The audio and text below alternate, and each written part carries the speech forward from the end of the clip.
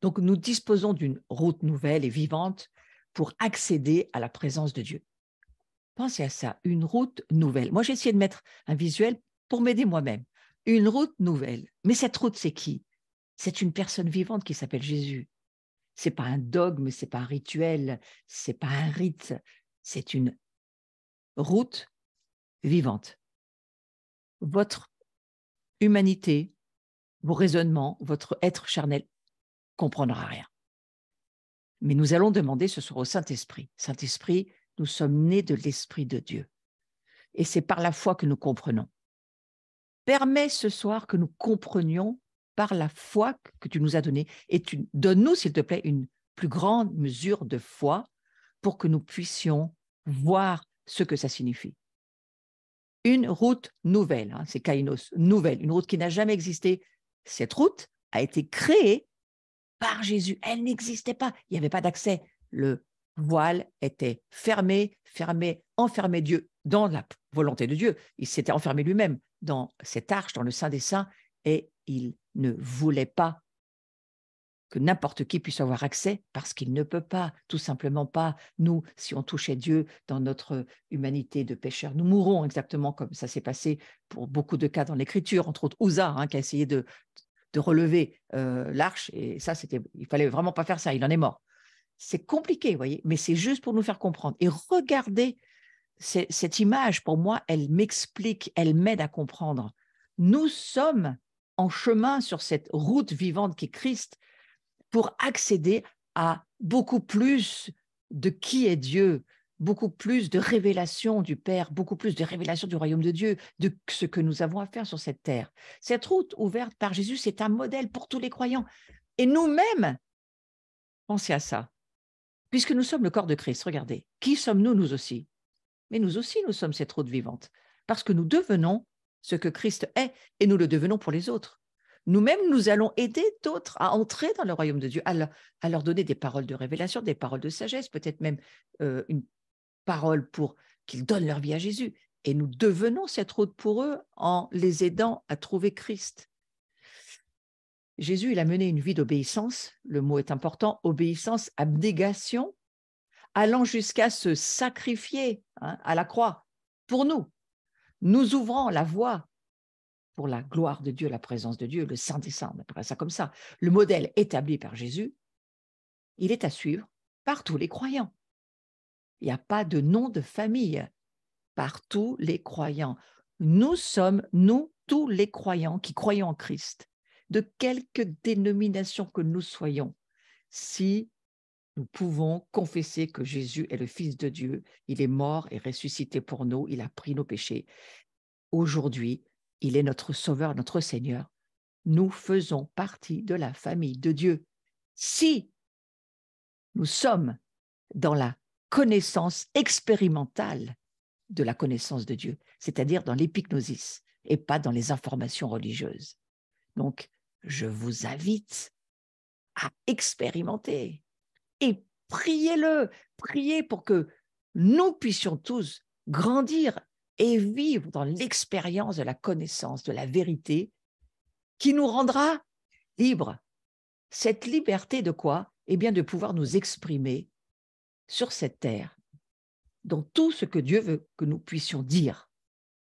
Je vous pose une question ce soir. Est-ce que vous savez ou est-ce que vous savez que non? Ou est-ce que vous savez que oui? Est-ce que vous connaissez votre degré de liberté pour exprimer et manifester qui est Jésus sur cette terre en ce moment dans votre vie de tous les jours? Est-ce que vous êtes libre de ça? Est-ce que vous sentez que vous êtes libre ou que vous n'êtes pas libre? Ah oui, mais tu comprends, mon travail, le système, je ne peux pas. Jésus, au travers du Saint-Esprit, nous parle de mille manières et nous demande de mille manières, avec beaucoup de sagesse. Parfois, il en faut bien sûr, parfois il faut se taire, parfois il faut parler, parfois il y a des choses à dire. Mais est-ce que vous sentez que vous êtes libre pour manifester sa volonté et ou est-ce que vous savez que parfois, ou que même souvent, ou que même toujours, vous n'arrivez pas du tout en fait à transmettre ce que Christ est en vous et que vous êtes et que vous aimeriez tellement pouvoir y arriver. Voyez, moi je crois qu'il faut demander à Jésus, vraiment de nous aider à cela. Et ça va sur le prochain visuel. Pour suivre Jésus, renoncez à votre ego. C'est ça l'abnégation. Je vais parler de l'abnégation. Jésus a fait quoi? Il n'était pas Dieu sur la terre. Il était parfaitement homme, né de Dieu, mais parfaitement homme. Donc, comme vous et comme moi, rempli du Saint-Esprit, dans la plénitude d'accord, mais parfaitement homme, rempli de l'Esprit. Il a fallu qu'il soit baptisé du Saint-Esprit. Il a laissé ses gloires au ciel, Jésus. Et donc, l'abnégation, c'est quoi? Il a renoncé à lui-même. Vous voyez, il était parfaitement homme. Il a dû renoncer à son humanité, à tout ce qui était homme en lui. Il a dû renoncer parce que c'était là. Moi, j'aime à dire, il était parfaitement Dieu, mais il était parfaitement homme. C'est pour ça qu'il nous a montré un modèle qu'on peut suivre, parce qu'il était exactement comme nous. Et il a dû mettre de côté sa propre volonté. Donc, il avait bien dans sa volonté des tentations. Bien sûr que Jésus a été tenté. Il a été tenté dans le désert par Satan déjà. Il a été tenté certainement dans sa vie de tous les jours par beaucoup de choses, exactement comme nous. Nous sommes tentés. Le péché, c'est de tomber dans la tentation. Mais la tentation en elle-même n'est pas un péché tant que vous n'y tombez pas. Ouais. Ne nous laisse pas entrer dans la tentation. Ouais. Mais la tentation, elle fait partie du libre choix, du libre arbitre. Elle fait partie du fait que nous grandissons en apprenant à dire non, exactement comme pour les enfants quand on leur apprend à grandir, à obéir. L'obéissance nous bâtit, nous fait grandir. Et donc, il faut bien qu'on ait, si on a l'obéissance, on doit avoir la capacité de désobéir aussi. Du reste, ça va être mon sujet samedi dans ma journée sur la délivrance. Je vais beaucoup parler du sujet de l'obéissance et la désobéissance. C'est extrêmement important. Le premier pas pour être un disciple de Jésus, le premier pas, renoncer à votre ego. De même, nous devons renoncer à nous-mêmes et dire non à notre nature rebelle et pécheresse. Bien sûr que Dieu va attendre notre « je renonce ». Je renonce à pécher, je renonce à faire les choses que Dieu ne me demande pas de faire, je renonce aux choses auxquelles je dois renoncer parce que la parole de Dieu est claire. Il y a beaucoup de choses auxquelles il faut renoncer. Et entre autres, à notre ego, à notre moi, je veux, je décide, je sens, cette fameuse âme qui, si elle n'est pas soumise à l'Esprit de Dieu, nous emmène à la perdition. Le salaire du péché, c'est la mort. Une âme qui n'est pas soumise à Dieu, c'est la perdition assurée. Donc, quand notre ego nous sollicite et dit « je veux », nous devons lui répondre « non ». Ce que notre ego ressent ou ce qu'il désire n'a absolument aucune importance. Ce qui est capital, c'est ce que notre Père veut que nous fassions. Et pour le savoir, il faut vivre avec lui, en proximité, en intimité, rester en amour avec le Seigneur, comprendre que Dieu est bon et que ce qu'il veut, c'est juste nous aider, nous aimer et nous voir vivre avec plaisir. Vous voyez, j'ai mis ce visuel et croyez-moi que j'ai réfléchi, j'ai passé du temps aussi à le trouver celui-ci. Je l'ai créé moi-même avec plusieurs petites images parce que chaque image m'a beaucoup parlé. Vous voyez, l'ego, ça peut être le haut de la pyramide, ça peut être celui aussi qui se met au-dessus de tout, celui qui sait tout, qui a tout vu, celui qui, moi et les autres en premier, le centre, il est le centre de l'univers. Vous savez, le christianisme égocentrique, ça ne peut pas fonctionner. Alors là, c'est impossible. Le christianisme est christocentrique, c'est-à-dire que c'est Christ, mon centre et ma vie. Et moi, je renonce à faire de moi mon centre. C'est quelque chose auquel il faut vraiment réfléchir avant de nous immerger dans la gloire de Dieu, où tout ce qui revient par intérêt que pour tout ce qu'on fait, mais il y a toujours un intérêt personnel derrière.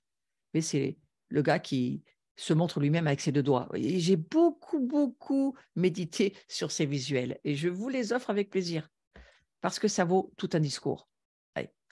Et nous ne devons pas négocier. Il n'y a pas de négociation possible avec l'ego. La Bible est très claire. Celui qui veut sauver sa vie la perdra, mais celui qui renonce à sa vie, à son ego, à son âme, à son moi. Le livre des Galates est très clair. La libération du moi, la libération de la chair, ce sont des libérations très importantes dans le livre des Galates. Et il y en a plusieurs qui sont nommées. C'est le fondement pour la liberté. Rien de pire que d'être enchaîné à soi-même et de faire de nous-mêmes le centre de notre vie. Et oui, ça s'appelle être un chrétien charnel, un chrétien qui finalement n'est pas spirituel et qui revient à l'état de homme animal, au fond, parce qu'il vit qu'au travers de son âme. Il faut faire cette différence. Cet ego-là, il doit être mis à mort, c'est-à-dire qu'il doit être exécuté. Et la croix sert à ça.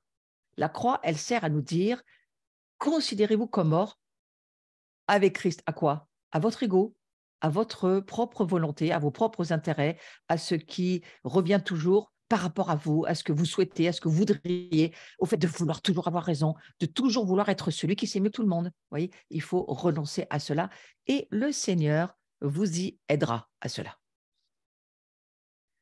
Et voyez-vous,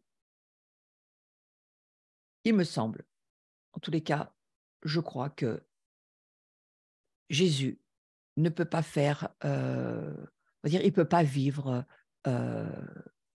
avec nous et notre propre ego. Il n'y en a qu'un assis sur le trône. Il n'y en aura pas deux. Donc, il ne s'assiera pas avec nous sur notre propre trône. Et c'est en cela que parfois, Christ s'est retiré d'une vie parce que impossible pour lui de trouver sa place dans notre vie. Alors, pour suivre Jésus, eh bien, voilà ce qu'il va nous falloir, de l'obéissance. Et je suis ravie de me dire, eh bien, j'ai vraiment beaucoup travaillé à ce sujet cette semaine. Et si ça vous intéresse de creuser ce qu'est l'obéissance, branchez-vous samedi et inscrivez-vous sur le site de l'Abri. Et vous pourrez suivre ce samedi là qui vient, 10 décembre, tout un enseignement sur la délivrance par rapport à l'obéissance. La voie de l'obéissance, c'est l'unique moyen. Écoute, vous m'entendez bien, c'est l'unique moyen pour atteindre la majorité. On va dire la maturité, le fait de grandir jusqu'à être mûr, jusqu'à devenir complet. Il faut tendre à cela, parce que Dieu s'attend à ce que nous grandissions. Donc la voie de l'obéissance, c'est l'unique moyen pour atteindre la majorité, et pas seulement ça, mais pour bénéficier de la vie éternelle. La vie éternelle est très dépendante de l'obéissance.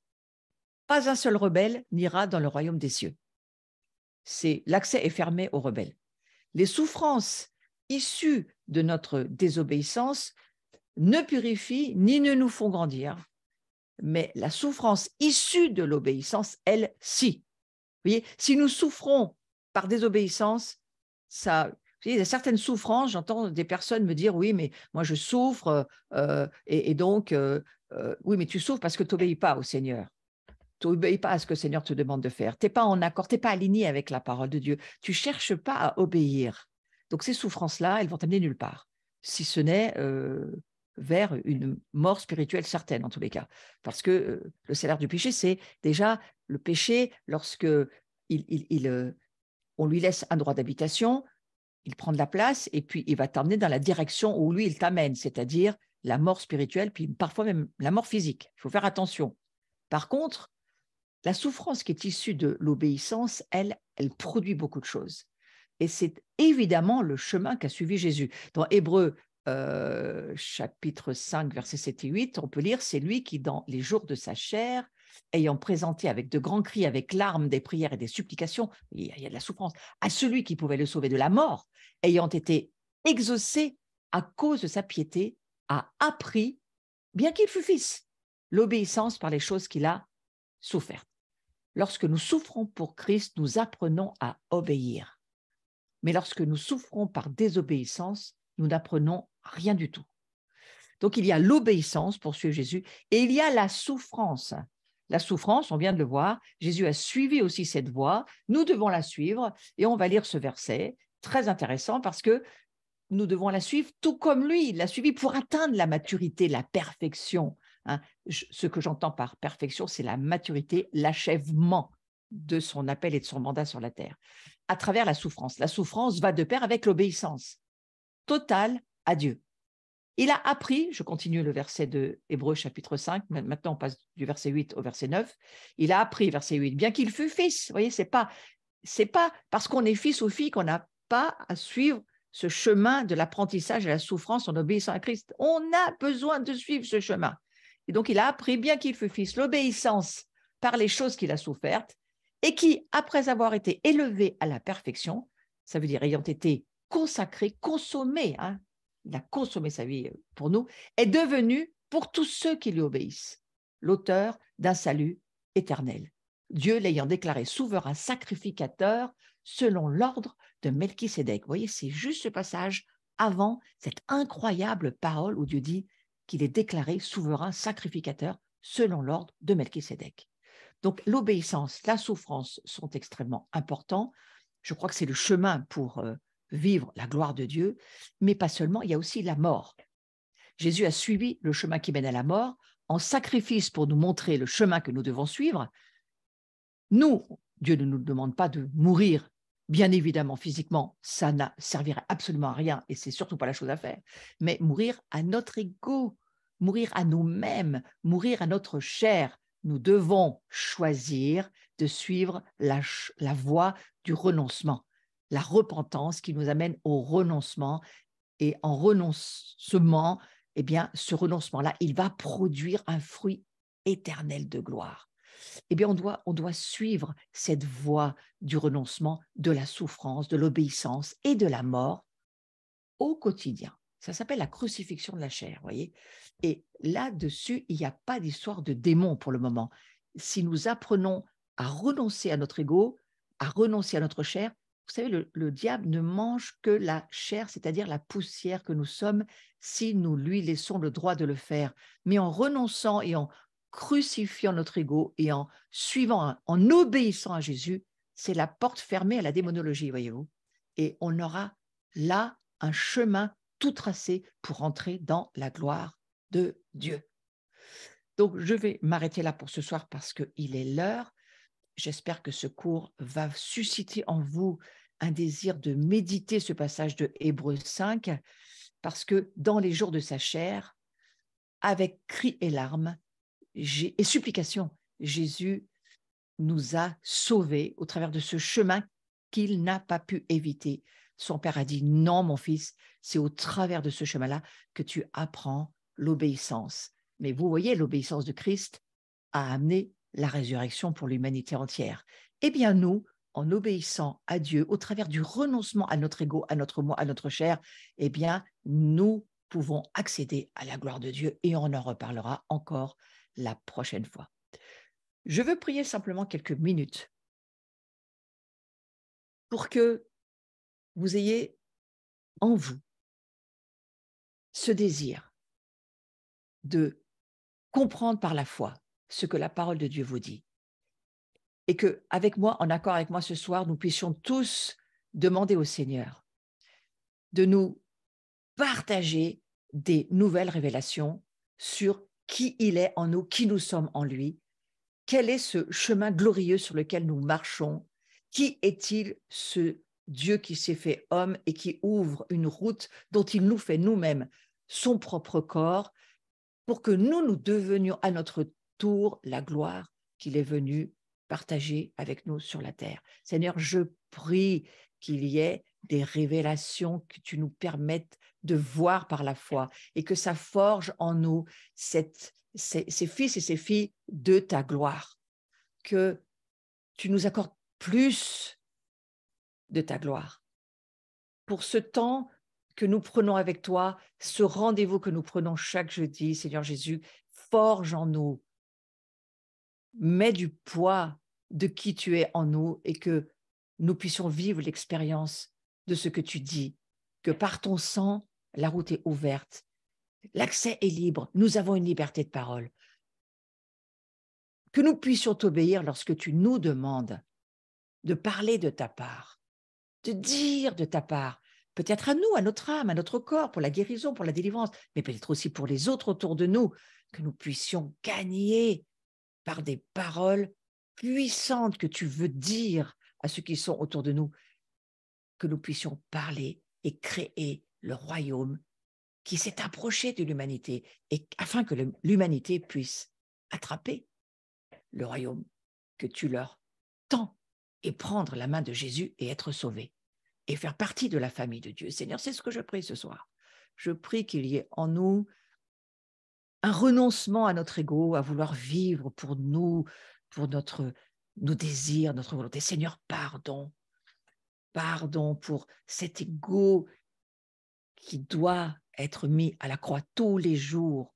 Je te propose de remettre ton agenda, ton calendrier de la semaine, les heures que tu passes. Regarde devant le Seigneur où se trouve ce que tu adores, parce que c'est là où tu passes ton temps, là tu adores les choses, ouais, et tu deviens ce que tu adores. Alors que tu nous donnes la capacité par ta grâce, Seigneur, c'est par ta grâce. Nous sommes dans le Christ et nous te demandons, Saint-Esprit, forge en nous ce Christ, forge en nous de rester fermes dans la foi, que notre foi grandisse, que nous puissions voir et porter plus de la gloire, plus du royaume, plus de cette nouvelle créature que nous sommes, que ça puisse prendre la consistance spirituelle et que notre ego, eh bien, qu'est-ce qu'il va faire? Si toi, tu grandis en nous, eh bien, notre ego, frères et sœurs, il va diminuer tout seul. Donc, que Christ grandisse en chacun d'entre nous et que notre ego diminue jusqu'à disparaître. Voilà, c'est cela ma prière pour chacun d'entre nous ce soir. Et je vous souhaite une très, très belle soirée et une bonne fin de semaine. Et à samedi, pour tous ceux qui voudraient me rejoindre. Donc, le prochain cours et dernier cours, ça sera le 15 décembre. Et je vais faire court parce que je veux terminer, j'ai pratiquement terminé sur la gloire. Peut-être ouvrirai-je ou pas un temps de Zoom, je ne sais pas, je vais regarder, mais je ne pense pas le faire là, la semaine prochaine. Je pense plutôt le faire en début d'année, après les fêtes. Je vous en reparlerai. Prochain cours, donc on l'a vu. On se retrouve samedi, 10h, 18h, une journée en immersion totale dans la gloire de Dieu. Moi, je vais me régaler. Je me régale déjà d'avance de vivre cette journée. Bienvenue à toutes et à tous pour cela. Et pour ceux qui souhaitaient me rejoindre sur ma chaîne et qui ne la connaissaient pas ou ne vous êtes pas encore abonné, merci de le faire. C'est extrêmement important pour moi et ça me donne de la visibilité. Merci aussi pour tous ceux qui me soutenaient financièrement. J'ai eu un très beau cadeau de Noël cette semaine. Je remercie la personne qui l'a fait. Merci beaucoup. Ça m'aide et c'est encourageant aussi lorsqu'on travaille de voir des fruits parfois de reconnaissance. Mais je vous le redis, l'évangile restera gratuit. Que ça reste une offrande pour vous. Voilà, je vous souhaite une belle soirée et passez. Ah, soyez bénis. Merci beaucoup. J'aime beaucoup les petites pancartes. On la voit. On se dit au revoir, à très bientôt, portez-vous bien et n'oubliez pas, vous portez la gloire de Dieu. Voilà, à très vite. Passez une belle soirée.